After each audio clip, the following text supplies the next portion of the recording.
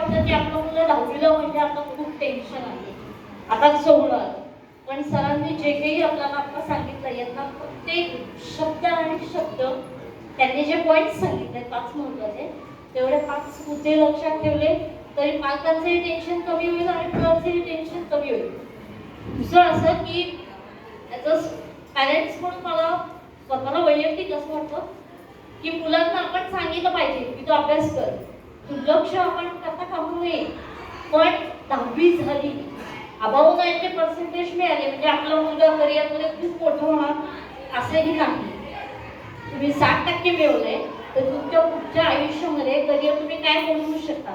कोणी अभ्यासात पुढे जातं, काहीमध्ये काही कला असतात, त्याला आपल्याला काय करायचंय हे मुलांनी ठरवायचं आणि हे नियोजन आतापासून ठरवलं तर खूप आयुष्य चांगलं घडू शकतं. आणि पॉझिटिव्ह विचार करा, हे जे सरांनी सांगितलं ना, हा सगळ्यात महत्वाचा मुद्दा आहे.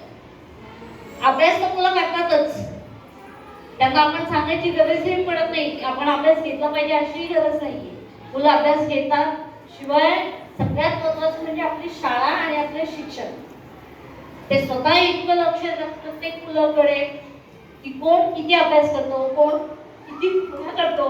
माझा मुलगा जरा जास्त पुढे करतो, पण हे सांगतात आणि शिक्षक बोलवून घेतात की तुमच्या मुलाची ही चूक झाली. आणि जरी सरांनी सांगितलं तरी आपल्या पालकांचं एक फार महत्वाचं काम आहे की शिक्षकांनी आपल्याला बोलवून घेतलं, जेव्हा बोलवतील तेव्हा आपण येणं हे आपलं काम आहे. आणि आपल्या मुलाची जर काही चूक असेल तर ती समजून घे. माझा मुलगा असं करणार नाही असेही काही पालक आहेत म्हणतात, त्याने माझा मुलगा असं करूच शकत नाही असं नाहीये.